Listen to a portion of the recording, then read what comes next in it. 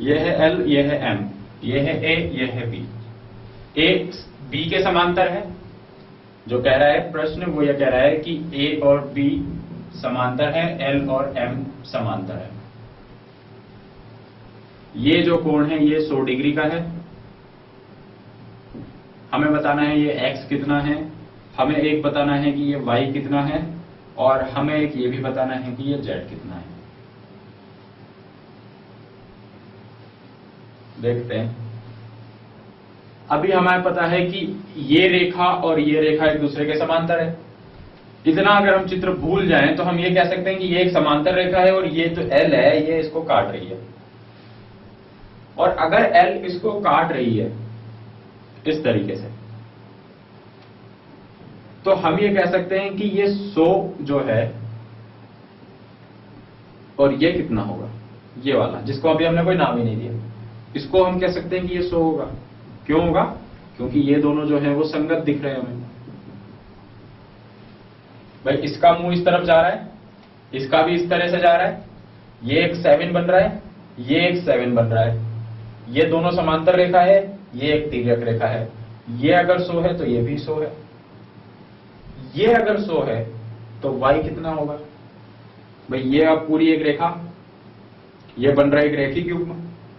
इतना अगर 100, 180 में से 100 गया, बचा 80 डिग्री, यानी कि y आ गया 80 डिग्री। तो यहां हम क्या कह सकते हैं कि आप पहुंचे, इसको और इसको मिला के संगत कोण हमने लिया, संगत के साथ में फिर हमने लगाया रैखिक युग्म, और अगर ये 100 था तो बचा हुआ y कितना है? 80।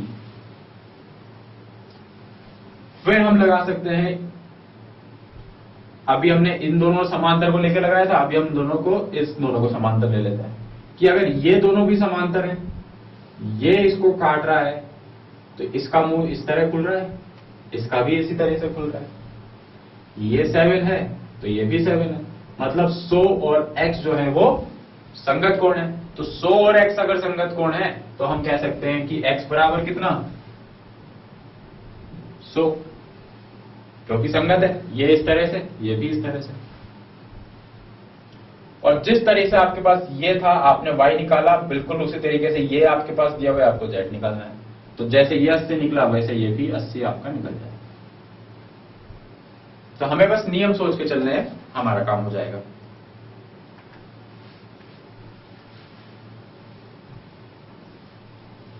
एक आखिरी प्रश्न हम इसमें देखते हैं।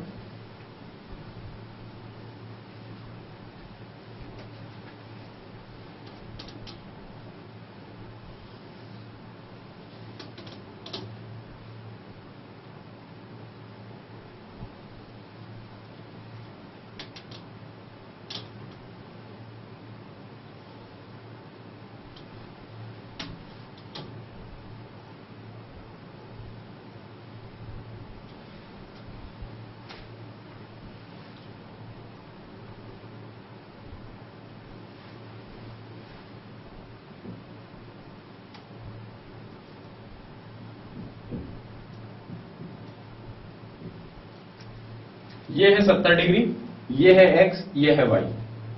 x और y हमको निकाल के लाना है। ये जो रेखा है ये दोनों एक दूसरे के समांतर हैं, ये और ये दोनों एक दूसरे के समांतर हैं। हम नाम दे देते हैं इसको a, b। ये हुआ c, ये हुआ d, इसको नाम दे देते हैं बीच में e, ये f और ये g। तो हम यहां पर ये कह सकते हैं कि AB जो रेखा है वो समांतर है CD रेखा के, BF जो रेखा है वो समांतर है DG रेखा के। ये और ये समांतर है, ये और ये समांतर है। तो x और z बताना है। फिर बहुत आसान, देखिए इसमें अगर ऐसे हमें नहीं दिखे तो हमको क्या करना चाहिए कि हमें इन समांतर रेखाओं को पूरा पूरा कर लेना चाहिए। इसको और आगे बढ़ा लेते हैं, इसको भी थोड़ा सा बढ़ा लेते हैं, फिर इसको भी बढ़ा लेते हैं और इसको भी। अब इस चित्र में हमें क्या दिख रहा है? हमें ये दिख रहा है कि ये जो दो रेखाएं हैं, ये वाली पूरी पूरी ये समांतर है। ये एक रेखा काट रही है, तो दो रेखाएं समांतर उनको काट रही है एक रेखा, इसका मुंह इस तरीके